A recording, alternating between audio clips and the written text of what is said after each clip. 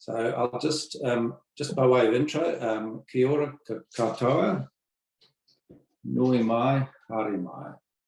I'd like to welcome Ruth Herbert, who's my first podcast interviewee. So it's great to have you along, Ruth. And so this is a bit of a trial run, so hopefully it goes well. Me too.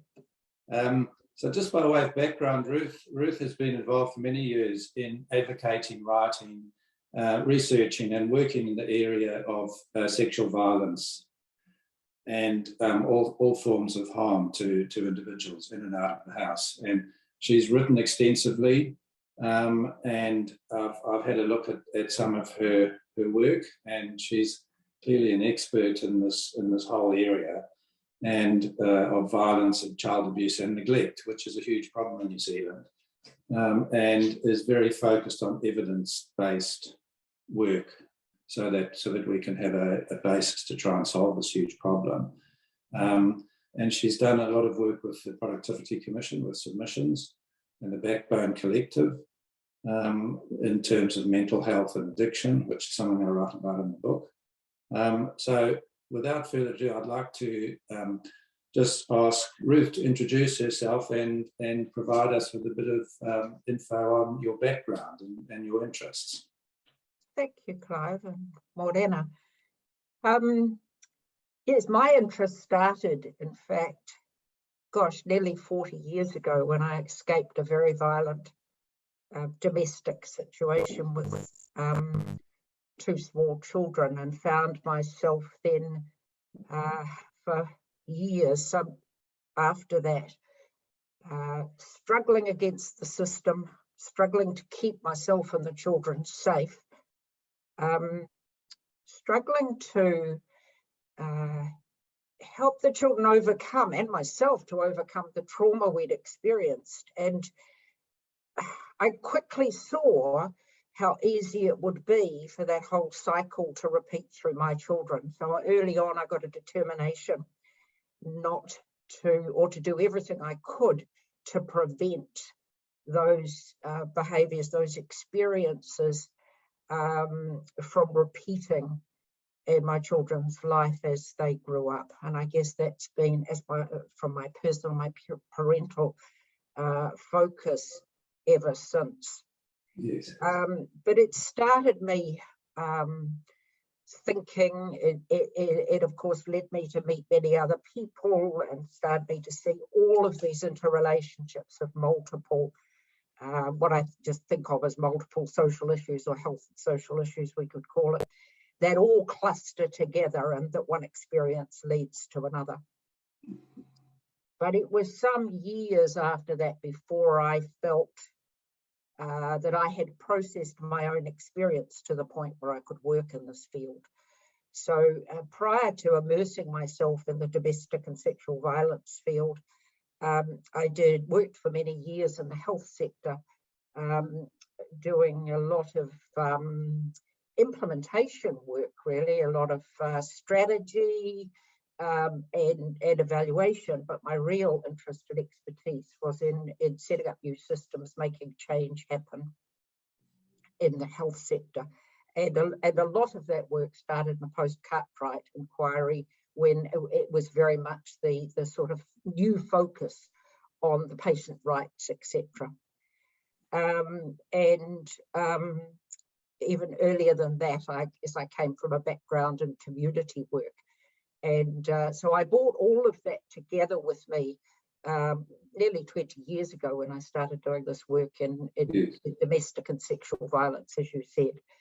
And yes, that's, I guess, the journey I've been on and that I still find myself on. Yes.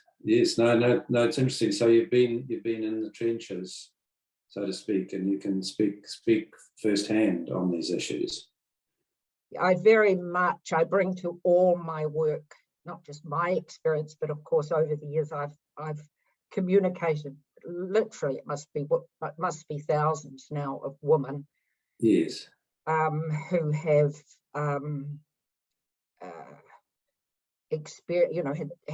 had the lived experience, and yes.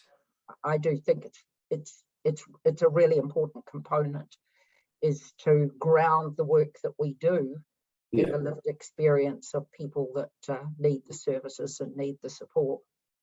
Yes, and I suppose for someone like me, it's difficult to understand the gravity of the situation, because I grew up in a very loving family, and I've never experienced any form of abuse, domestic or otherwise, or violence.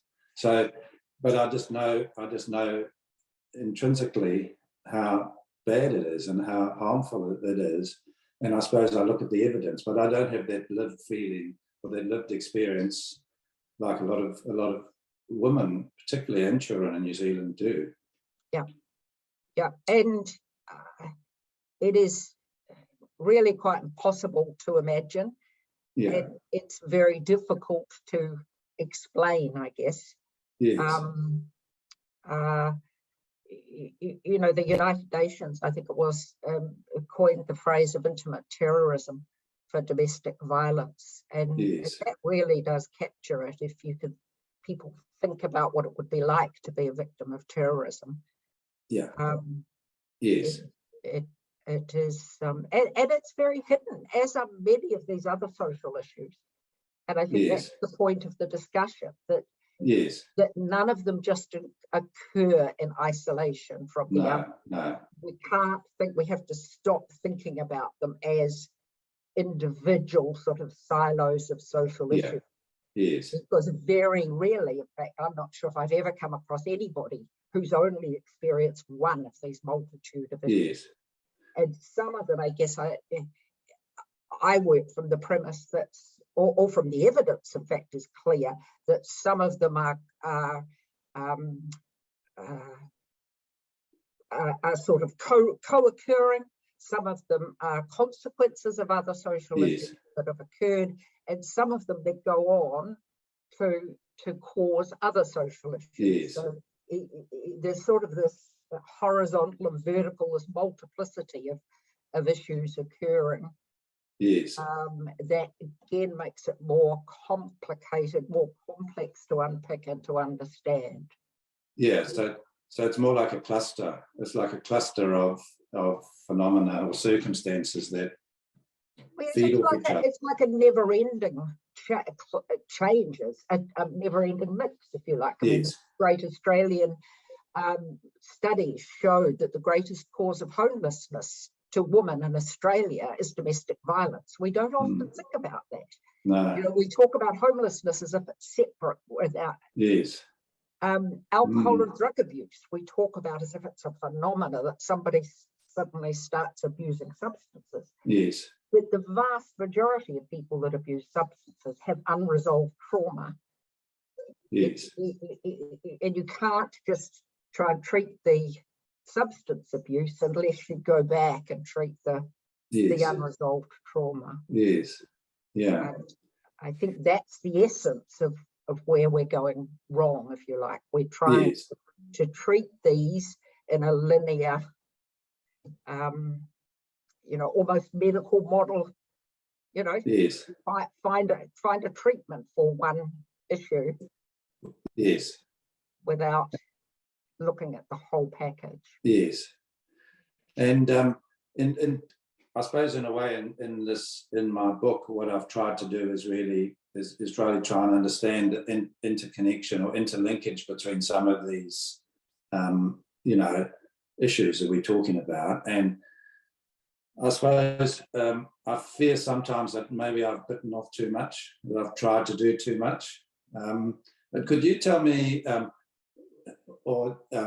you know, how you came across my book and what you make of it as someone who's, you know, who knows this area?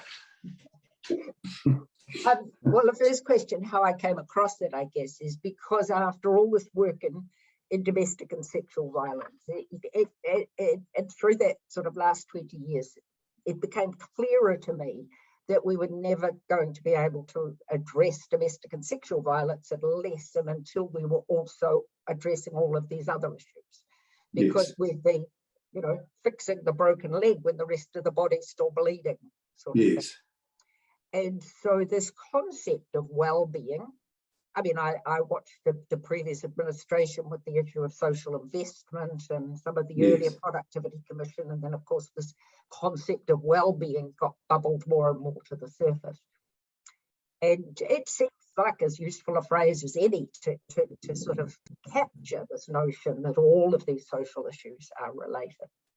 And I've thought and read and written for myself and written for an advocate and anyone else who'll listen on this notion. And so when I saw your book, it was simply this word of well-being that jumped out, and I thought, oh, let's see what this chap has to say about well-being. And I think you have bitten off, you know, an awful lot to try and fit into one book.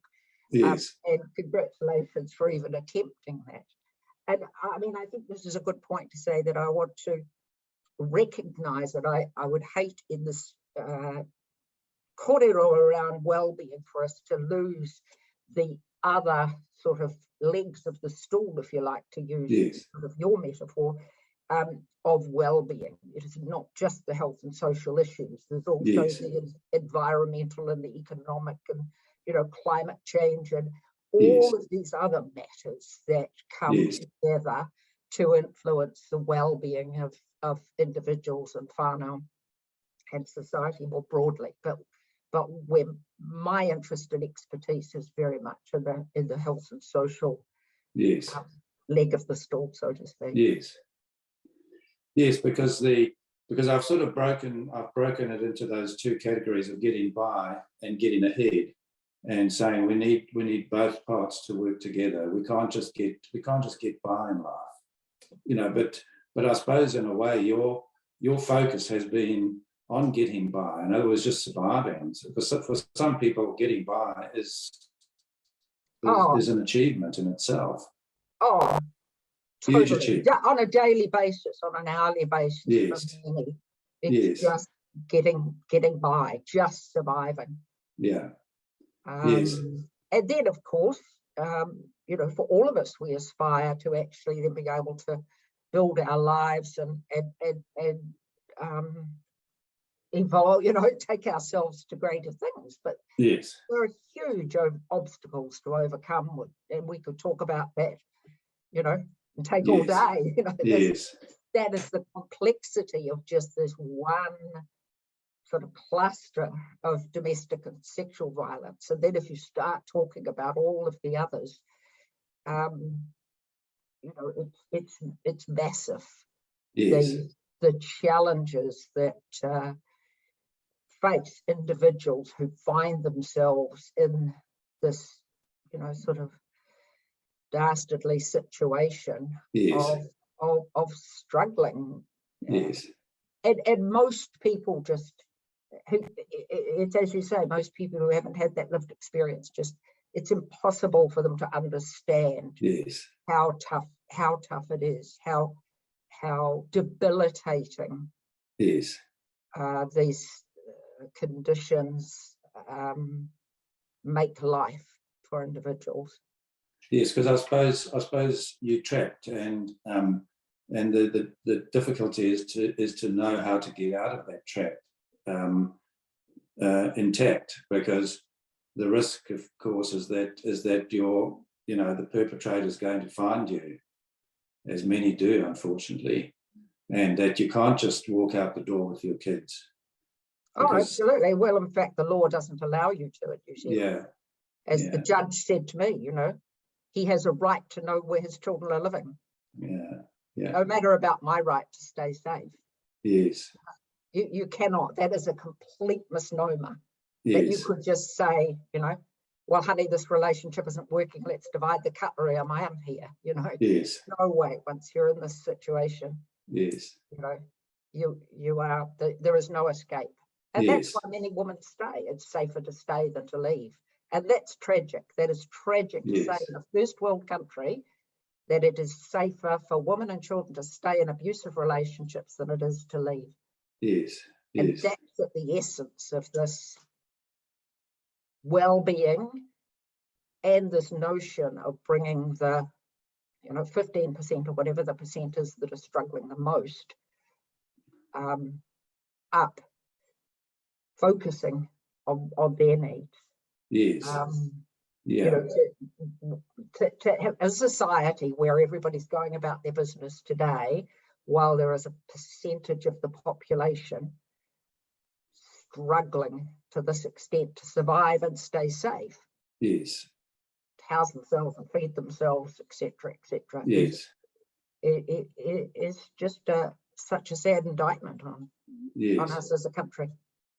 Because I wrote about the sexual violence joint venture, and I interviewed Jan Logies, if you've read that, and I was a bit disappointed because I kept asking them if they had any data to support what they were doing, and they were rather evasive.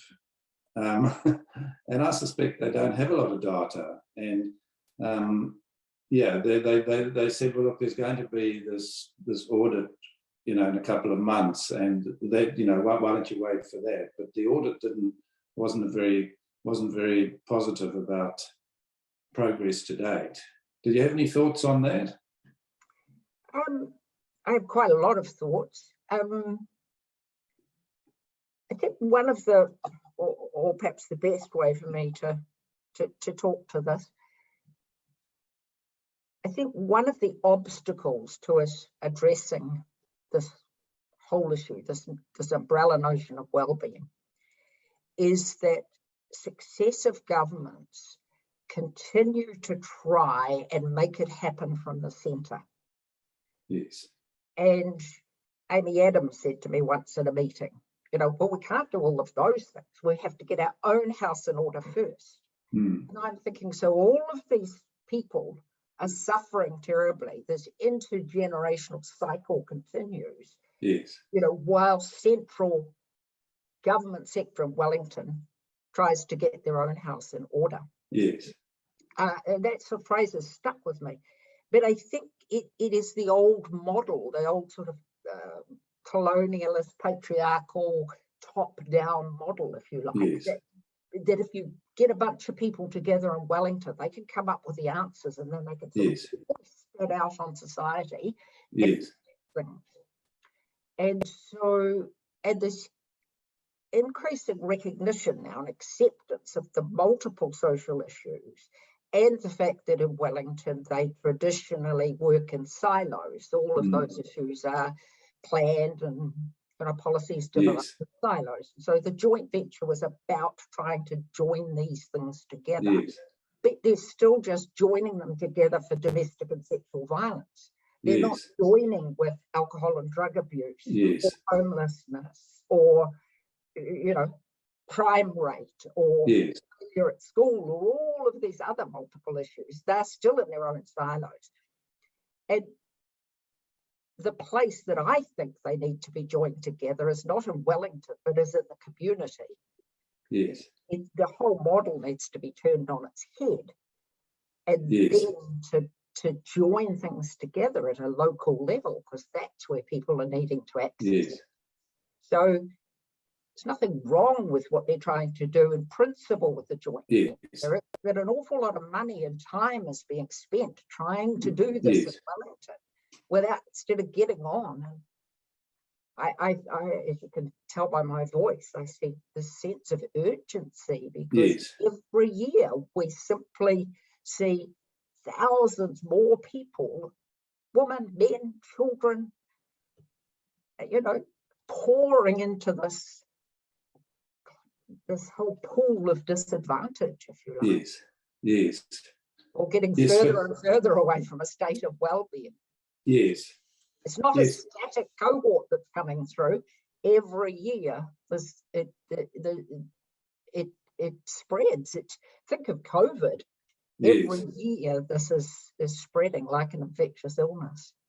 So the problem is to get the support and the funding to the people that need it, isn't it? I mean, that's the task that we have to deal with, and that's what I tried to, I thought Bill English's idea of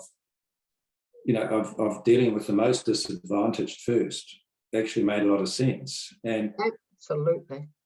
I mean, I spoke to him, and he's really, you know, he's totally committed to that concept still. And I mean, he said to me that the $1 million babies are the biggest problem we've got in this country, and we can save so many lives and so much money in the process by dealing with them.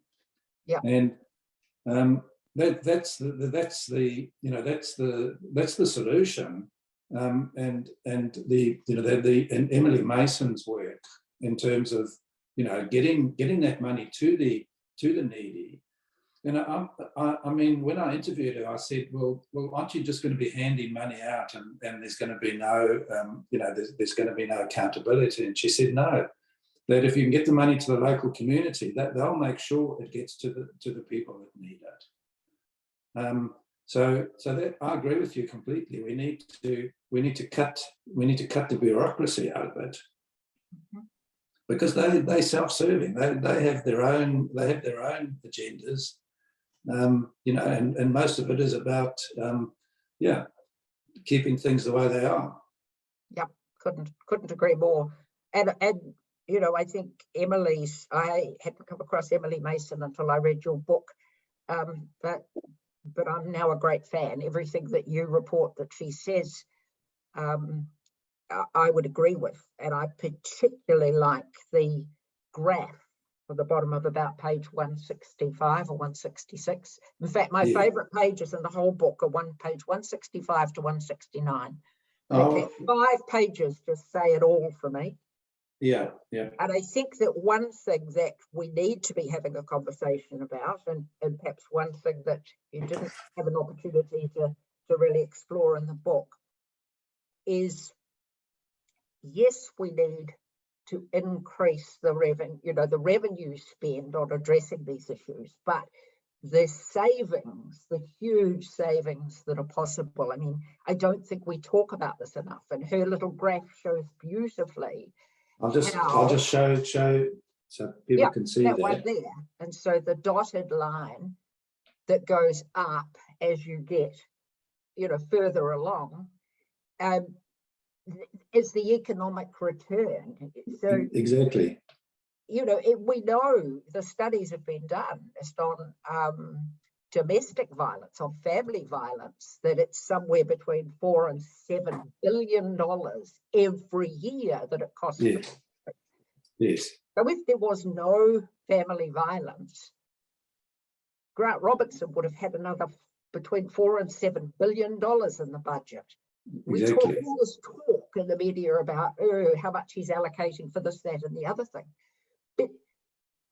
But we are, as a country, pouring money into these social problems that if we didn't have them, or if we even had half of the cost drivers from these social problems that we have, we'd be a much wealthier economy. Yes. And I think it's the big question for Ruth, New Zealand.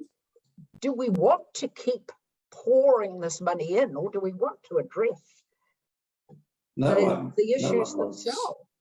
No one wants to pour this money into these issues, and no one wants to see the social harm we've got.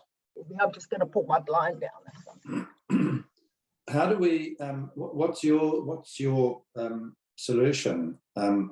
Is it to have one ministry, have a ministry of deprivation, so to speak, and then local community groups that you know actually, you know, deal with the deprivation in their district? Is that going to be an option? I think we just need. You talk about you know, needing a whole new approach to capitalism. Yeah. And I think there's been some writing done on. I'm a fan of the UK group who wrote Many to Many, talking about the need for a whole new relational state, where we move to a situation basically where the local level is driving it, and they are consulting with government. Whereas what we have now is that government consult with the community. It Yes. completely needs to be the other way around. Yes. It's not one or the other. We can't push it all out to the community and say, here, it's your problem. Both are codependent on each other. Yes. But we have to make the primary driver the community. And I think, you know, that's a massive change. But others have thought about it. I mean, the the work that the Productivity Commission did on the more effective social services didn't seem to go anywhere, but it was great. Some of that was looking at exactly that. How do we move the decision making and the prioritization, if you like, of funding out to the community? Yes. So whether that then means that various communities are only having to communicate with one ministry in Wellington or 15 ministries, I'm a bit agnostic about. I think the more important thing is to empower local communities to decide what is needed and how best to support, enable, help, heal, and focus on those, as Bill English says, you know, those in greatest need. Yes. If we try and lift every, you know, the team of 5 million, you know, exactly. If we try to lift everybody's well-being at once, we'll still have the same huge inequalities that we have now. We have no choice. Exactly. But to start with the most needy, definitely. And then build from that, you know, and it'll take generations, because it took generations to create the situation we've got. There is no quick fix here. And I think that's one of the challenges. It needs a concerted long-term commitment and effort. We can no longer make these issues political footballs where, you know, one comes in and changes something that the previous lot have done. No, I agree. Because a stop-start approach is the last thing that those in need need to rebuild their lives. They need consistency and commitment. Yes. So how would you envisage this working in a local community like your community up, you know, Matakana, Warkworth? How would you propose it's done? Well, I think how big or small we draw the ring around communities, let's say, is a debate that we need to have. I'm quite interested that the health sector is the new model for the health sector, is that they're establishing something like 80, is that what they said, a figure like that, of local boards, teams, I don't know what they call them. Okay. Now their role is to gather what's needed, if you like, to almost be a conduit from the community to the ministry or the health team in Wellington about what's needed from their community. Okay. I think it needs to be reasonably small, because I think that the response needs to be reasonably personal, and, you know, we need to have a way of identifying and working closely with the people in need. But there needs to be something at a local level that then is able to knock on the door or pull the strings, if you like, from wherever to get the services to and the support. And it's not just services, indeed. We need changes in legislation, and, you know, all sorts of things need to change. But we can't just have individuals or even individual workers, agencies or not agencies, a lot of people working in very community ways, doing great things, Yes. despite everything at the moment. But we need to find a way to facilitate that, build on that, if you like. Yes. So would that be a co-governance type model? Yeah, for sure. Yeah. Certainly a seismic shift from the way it happens now. Yeah. And in terms of accountability, how would you achieve that?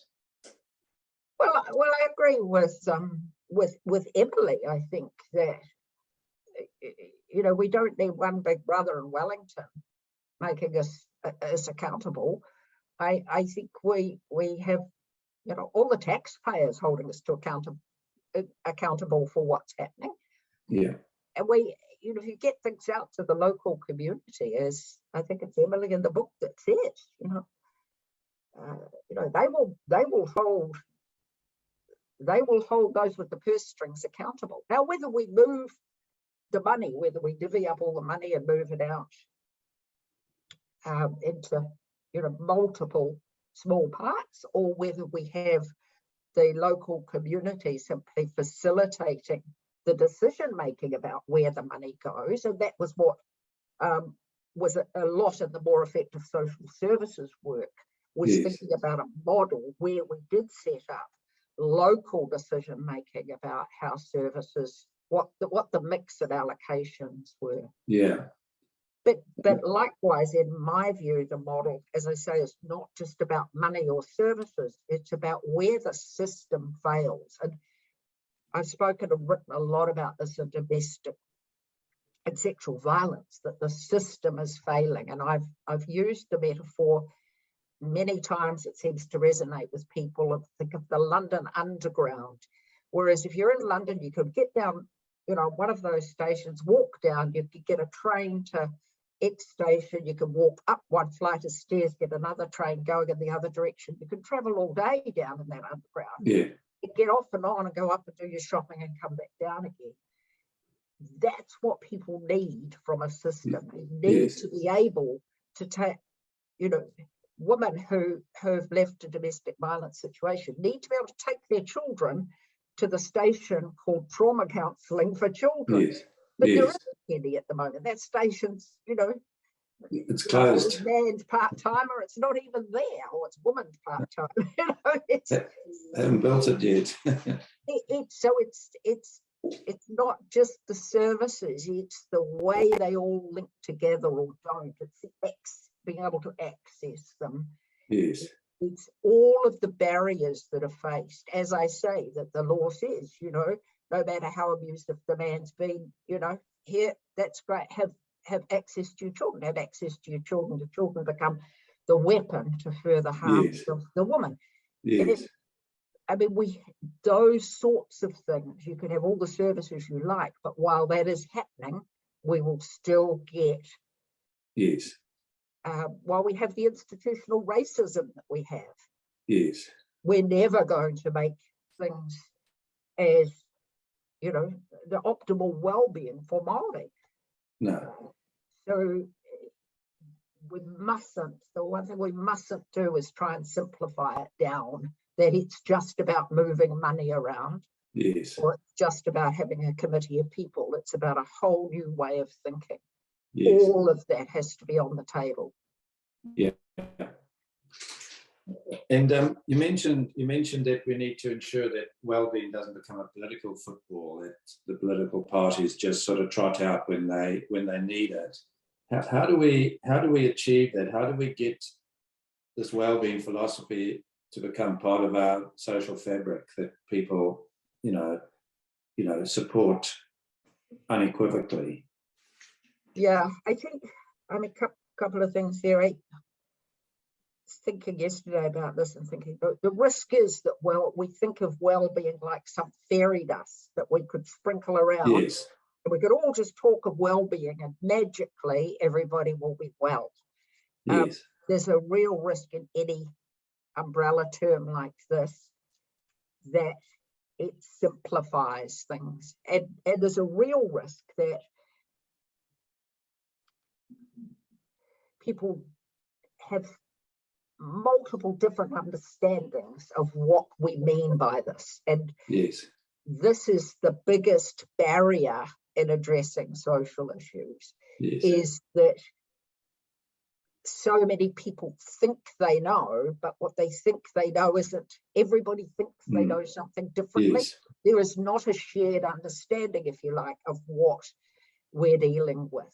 And yes, so if we have, there's some huge advantages in having an umbrella term like wellbeing, but there's some huge risks involved as well. yeah, yes, The issue of the political football, for me, it's in some way here or there what we call it, but it's yes, that, so that we've seen successive governments want to come in and stamp their mark on things. And yes, so one might take funding away from there and give it to there. We've had yes, good programs and initiatives and pilots that have been started, and then another government comes in and says, oh, we're not going to do that anymore. yes, So all of that stops and we start something else. The stop-start yes, of political machinations with this is just so unhelpful. yes, yeah, Somehow, if we are going to commit as a country to this concept of well-being, this concept of bringing up the, let's say, the 15% that are struggling most, then we have to have that sustainable over time. We have to commit to that yes, in an unwavering sense over the long yes. term. Yes, and so one of the questions I was going to ask you was, how do we get people involved and, supporting this initiative, and how do we get over this apathy gap that, that we have? I love the term of apathy gap, and I guess one thing I see you talk in the book about COVID and the team of 5 million, and clearly at the time that you went to print on the book, we were still a cohesive team of 5 million.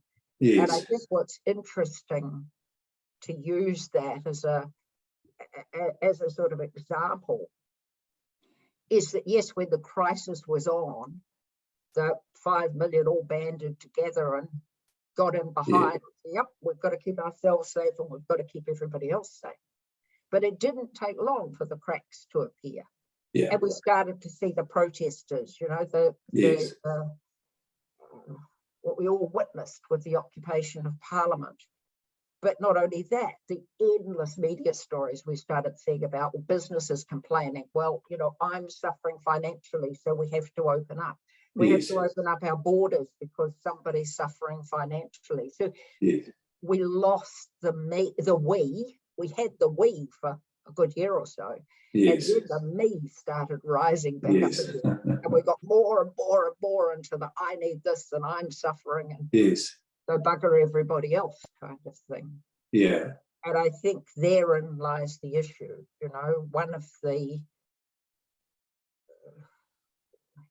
the central tenets, I guess, to this sort of apathy gap is this me, not we. How do we move as a population to the we? How do we get people to be embracing and giving a damn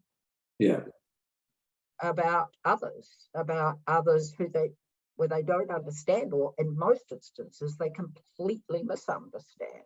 Yeah. No, it's true. And I mean, the problem is that the issues we're talking about are difficult. They're almost intractable problems.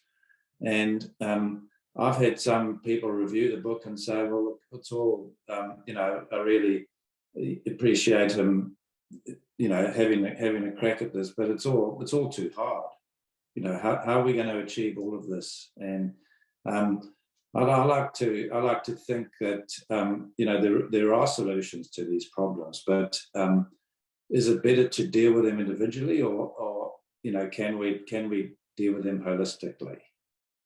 The latter. We have to deal with them holistically. And one of the things I've banged on about for years is we traditionally, our historic way of governing, I guess, and our historic theoretical framework, policy theoretical framework, Yes. has been focused on more linear or simple problems. How do we have a tax system that collects enough revenue to spend what we need? To me, that's somebody doing some sums and playing with some numbers. Yes. With all of these very convoluted, complex social issues that some writers have called wicked problems, and some have a trouble with that term, but whatever, complex and wicked problems, there is no simple solution. We can't go in thinking there's a simple solution. There's no medicine, as I said from the beginning. There is no quick fix. There's nothing we can just give that's going to fix this. Yes. And the difficulty is that in responding to one issue or one aspect for one individual or one whānau, or having one policy may create further problems in another area. Yes. So I don't even know what a good metaphor is to use to the sort of complexity of all of these threads, if you like. And you can't just pull one thread because another one will drop. Yes. And so it requires a whole, from a policy and through the delivery sense, it requires a whole new way of thinking. Yes. And that, I think, I completely understand that people say it's too hard. Well, yes, it is. It's going to be damned hard, but we can't not do it. No. What's the choice? The country is, everybody is only as well, their well-being is only as good as those, at the bottom. And that's right. That's the question for New Zealand, is are we prepared to keep ignoring that a percentage of the population, and indeed, I think a good place to start focusing is on the children. Yes. That's right. I think we can't do everything for everybody at once. And if we accept, as the evidence is clear on, that this is an intergenerational problem in most instances, are we better to focus on give me the child till he or she is 7 and I'll give you the man or the woman, versus focusing on the abusive man of 40, 50 years old. I mean, this is not a case of doing one or the other, but as in the health system, we can't do everything for everybody. And so you focus on the child, because the child has the best chance of. I totally support, this sort of notion of child poverty, but it isn't just about poverty. We could lift children out of poverty, but if they're still living with violence and abuse, they're still going to be on this conveyor belt, if you like, of multiple social issues. No matter how much, we've got a lot of children who are living with violence and abuse, who are not living in poverty. We have a lot of children who come from, who grow up in reasonably or seemingly affluent situations, who end up with multiple problems, who end up with drug and alcohol problems or mental health problems, etc., because of the trauma that they've experienced in their life. So we mustn't try and simplify it. There is no simple solution. It's not going to be easy. It's going to take long term. It's hard for people to understand. But I think this notion, to go back to your question of how do we sort of bring people with us, I think that, two of the key things are to get, and it really is the citizens, the New Zealanders. This is not just about convincing the politicians or the policymakers. It's about getting the country behind this. Is this notion of we versus me. And I think one of the ways to do that, I've got quite a few ideas that I could perhaps send to you separately, but is for citizens to understand more about this lived experience of those who are the most in need, who are doing it the toughest. Yes. I just don't think that's understood. I don't think the media conveys that well. I think they've been doing some great stuff for the likes of domestic and sexual violence, of telling stories, but there's nowhere near an understanding of that. So we need to get the message out to the wider audience. And I mean, how do we do that? How do we get the media interested? Because these are not sexy topics. Exactly. Exactly. And again, I mean, there's no quick answer to this. But I think, I mean, it'll lose the opportunity to say, I think that for me, the value, I would hope that the value of your book, or that a key role the book could play, is in starting this conversation like we're having now. Yes. And building the conversation, and the more people, sort of a bit like a snowballing effect. Yes. I'm firmly convinced that this is doable, to go back to your point that New Zealand's a small country and we have an opportunity to do something quite bold here. Yes. And I've believed for a long time that is true, that it's doable. And I think that it is not about dreaming up something new. It's about talking to people and talking to different people. And again, was it Bill English or Emily Mason who talked, I've got it written somewhere, this about we can't just keep going back and asking the same people. Yeah. Because they are the people from the system that is currently failing. Yes. So what we're doing at the moment is self-perpetuating. Yes. Yes. And we have to reach out to a new audience. To a new audience. And we have to start having these conversations and building this, as I say, in sort of a snowballing effect. Yeah. I think it's doable if you could imagine kind of gathering everybody together.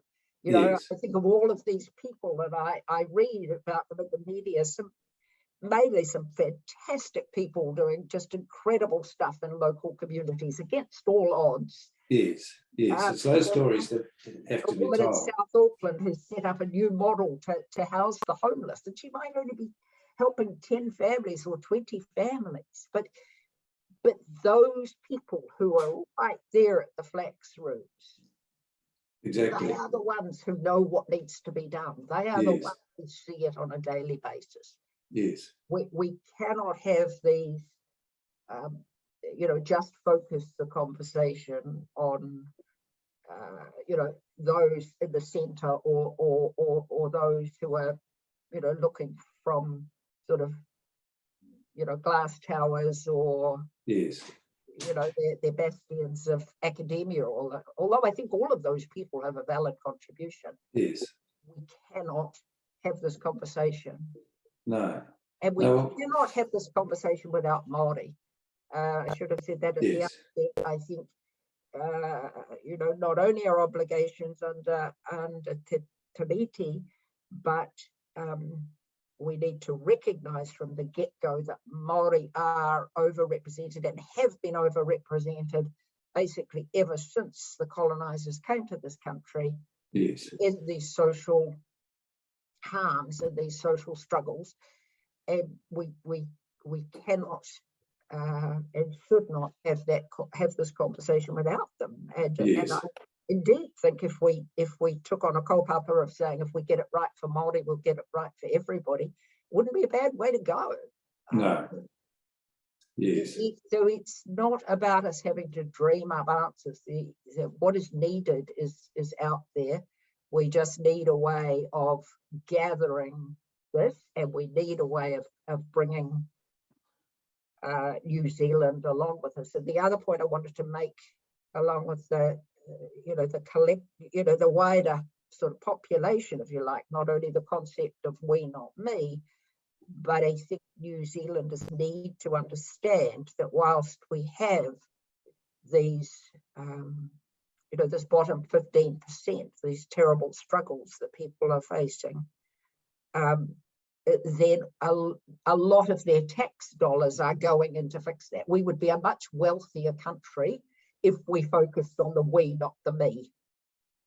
Exactly. Well, that's what I've tried to do. We were a healthier country through COVID when we focused on the we. Yeah, exactly.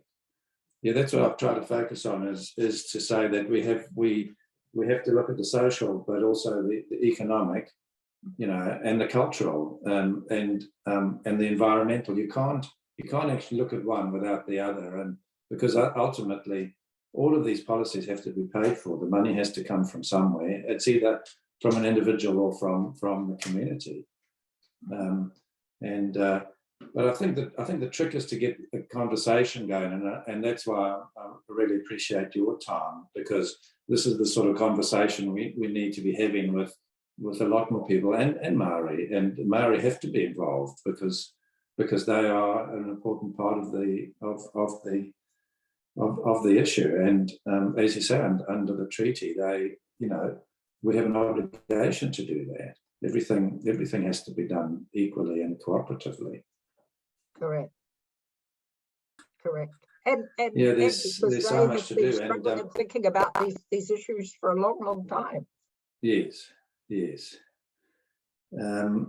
I have been a bit disappointed in getting interest from the local media, the New Zealand media, about these themes, and I need to try a bit harder, I suppose, to reach out to people like Kim Hill and people like that, who I would have thought would have been interested in these issues.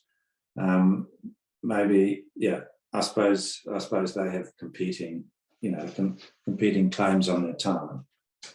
Well, I think this is the problem, though, that because it's complex and convoluted and multi-layered and messy, and there is no, the media, just like politicians in many ways, give me 3 things I could do about this. That's right.